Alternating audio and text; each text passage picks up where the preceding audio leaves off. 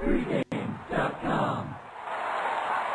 The Pac-12 South Division champs never won the Pac-12 championship game.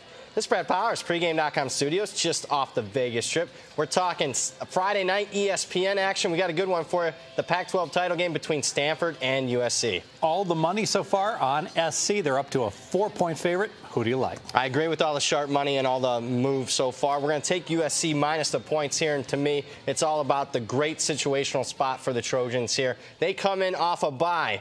That's right, a team coming off a final week regular season bye. I got to be honest with you, I can't remember a time in any conference championship game history that a team's coming off a bye going to play the championship game. And this was a USC team that was the only Power 5 team in the country that had to play 12 straight regular season games without a bye. They were banged up at the end of the season. Kudos to them. They rebounded after the loss against Notre Dame, won their last 4 games. I expect them to be very fresh, focused here. That's why I like the Trojans minus the points. Stanford might not be so fresh, especially with a short work week after 5 straight close, very difficult games, right? Yeah, and you also mentioned it is an one day less rest for them, and it's just not been, 1 or 2 close games. It's been 5 of them, starting with the Oregon State game, what they're playing without Bryce Love. And look, maybe you're just reading last week's score. Hey, they handled Notre Dame 38-20. Not so much. They get outgained in that game, and they trailed that game entering the fourth quarter, so that was even a close game. Wow, how good is Oregon after they smashed Oregon State? Power ratings, how far apart do you have these two teams? Yeah, right now I have USC as a top 10 team. They're my number 10 team, my power ratings. Stanford, number 16.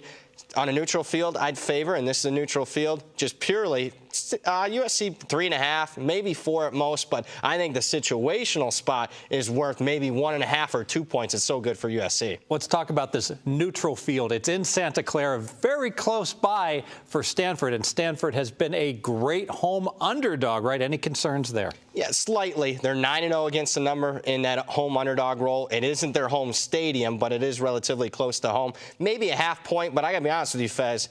I would not stun me if USC had more fans in the crowd in this one. Stanford sometimes has trouble selling out their own home stadium, and this is played in California. And the California team, as far as college football is concerned, is USC. Your second key handicap.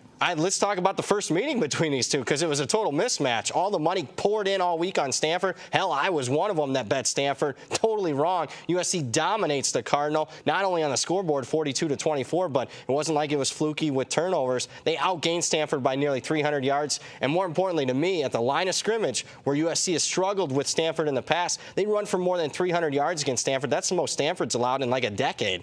Some key player personnel edges for USC, especially at the skill positions? Yeah, I just think Stanford's defense this year has not handled, speed very well. We even saw it last week. Notre Dame had a couple of very big, long touchdowns, and we saw it also in the USC game earlier this season. Their defense just isn't built to stop the speed. And again, with USC being fresh, I fully expect them to take advantage of that speed advantage. Brad Powers with the sharps here. Let's make it official. Yeah, let's make this official. We're taking USC minus the 4. Great situational spot for the Trojans. Coming off a bye, should be very fresh. That was after they played 12 straight regular season games, and they're catching a Stanford team off 5 straight games that were decided late in the fourth quarter. Plus, you look at the earlier meeting between these two, USC dominated on the scoreboard and in the trenches, and it's going to take a heck of a lot of ground to make up in just a couple of months to make up for it. I don't think Stanford can. That's why we like USC minus the points. More videos at pregame.com.